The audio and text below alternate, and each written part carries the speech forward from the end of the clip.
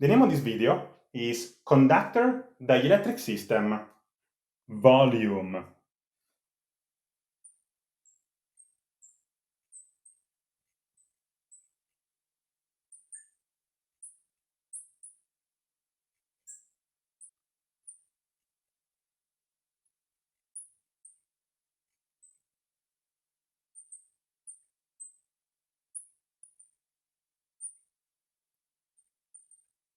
So what we are going to study in this video, as the title says,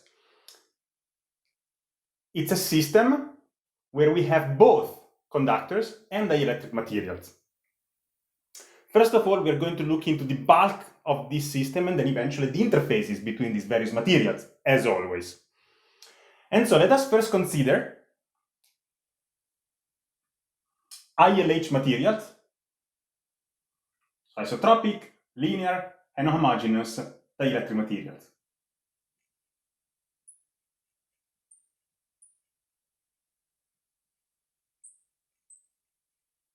And suppose that we know all the constitutive relations. If we have n materials, we know all the n constitutive relations.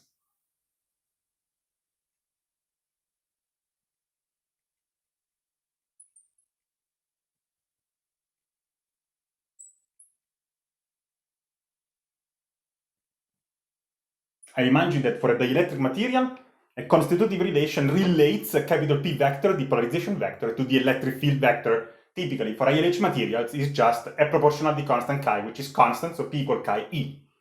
So let's in fact write it down to remind ourselves this important result. For ILH, P, the polarization vector, is given by constant chi times E. So P and E have the same direction, and this is just a constant, does not depend on any parameter at all. So in these conditions, we also know that the free auxiliary field E, D, is equal to epsilon E, where I remind you that chi is called the electric susceptibility of the dielectric material, where epsilon is the permittivity, the absolute permittivity of that material, and this is the free auxiliary field. So from the definition, the free auxiliary field equal epsilon naught E plus P, the polarization vector, it is easy to find out that epsilon, so clearly we know that this is equal to epsilon E, and this is epsilon naught plus chi, epsilon E plus chi E, so obviously epsilon from this side has to be equal to epsilon naught plus chi. And of course, I remind you that by dividing everything by epsilon naught, we get the relative permittivity as a function of the relative susceptibility as well. So let's keep this in mind for the second part of the video. In addition, let us suppose that besides these ILH materials, the electric materials, we also have a system of isotherm, that is, they are all at the same thermodynamic temperature, homogeneous,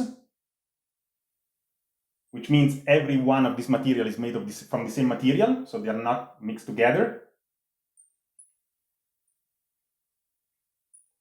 Homogeneous and perfect conductors.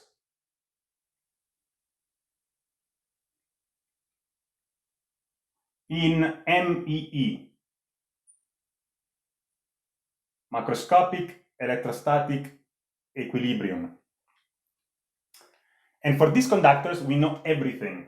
That is, we know rho F, sigma F, the total charge, free charge, QF. In addition, we know all the geometries of all these materials, both conductors and dielectric materials.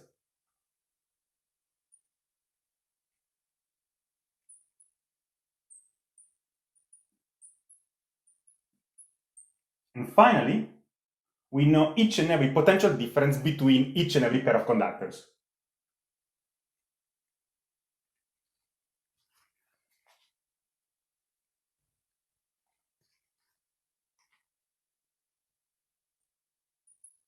So we know delta V for each pair of conductors. Perfect. With all this knowledge in hand, qualitatively, what is happening inside this system? So qualitatively, and it's always good to remind ourselves to qualitatively what's happening inside the system, where qualitatively, if I have a certain, let's say, rho free, this rho free generates the external field E naught. This rho free is over conductors. These rho free over conductors generate the external field E naught, which eventually, when acting over the dielectric materials, generates a rho p. And rho p is a polarization charge that generates P, the polarization vector, which on its own generates the depolarizing field EP, which, as you know, is opposite of E naught, because there is partial screening. Because of this partial screening, we know that rho p has to be smaller than rho f, because there is only partial screening.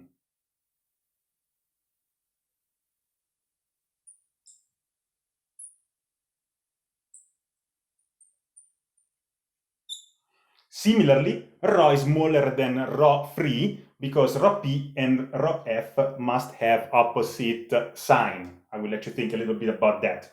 But the key thing is that there is partial screening, because obviously if there was full screening, we would be in the case of perfect conductors, whereas with the dielectric materials, the polarization charge only partially screens the free charge, and that leads obviously to this EP, which is not exactly equal and opposite to E naught. So this is the reaction field, which if it was exactly equal and opposite to E naught, we would be in perfect conductors, which expel complete electric field, whereas we only have partial screening. Okay, so this is our qualitative understanding of this problem, which is great. So now let's use all this qualitative understanding and let's try to make it into math. To translate it into math. So how do we proceed to translate all this into math? Well, the first question we ask is, what is rho p? So in other words, I really want to find the relationship between rho p and rho f. This is the key relationship I want to find with this qualitative understanding of partial screening. That's the aim of this part of the video. Understanding the relationship between rho p and rho f. As it turns out, it's very useful in some of the problems we are going to encounter soon. So first of all, we want to find out what is rho p. Since we are looking in the volume, and everything we assume is continuous and limited, clearly we can use case 1, that is the differential form for rho p, which is minus the divergence of p vector. But for ILH materials, p vector is chi e. Therefore, we can rewrite this as minus chi, which is just a constant, times the divergence of E. But what is the divergence of E? Well, this we know it from Phys 242. Divergence of E is nothing but rho over epsilon naught, the total rho, sum of rho P and rho F.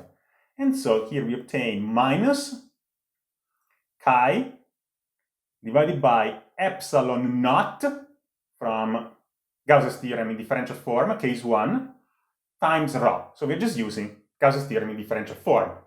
So rho over epsilon naught is divergence of E. Now, if we look here, we know that chi is equal to epsilon minus epsilon naught. And so we obtain minus, from this minus here, epsilon minus epsilon naught. But epsilon can be always written as a relative epsilon r times epsilon naught minus epsilon naught divided by epsilon naught times rho. So let's get rid of all these epsilon naughts, and we obtain the rho p is simply given by minus epsilon r minus 1 times rho. This is the relationship we wanted to obtain at this point in time. The first one, because we want eventually to connect rho p and rho f. Rho f is somehow hidden inside this rho, which is the sum of rho p plus rho f. And so now the next thing we want to do, obviously, is to find rho f. So how do we proceed? Similarly, rho f from Gauss's theorem for dielectric materials for the free auxiliary field D is equal to the divergence of D.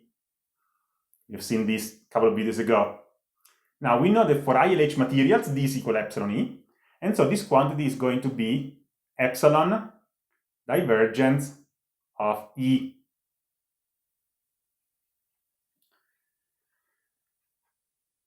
But what is divergence of E? Divergence of E is nothing but rho, as you've seen here, divided by epsilon naught. What about epsilon is epsilon relative times epsilon naught. And so one more time, we can simplify rho f to become epsilon r times rho. Does this make sense? Let's think about it for 1 minute.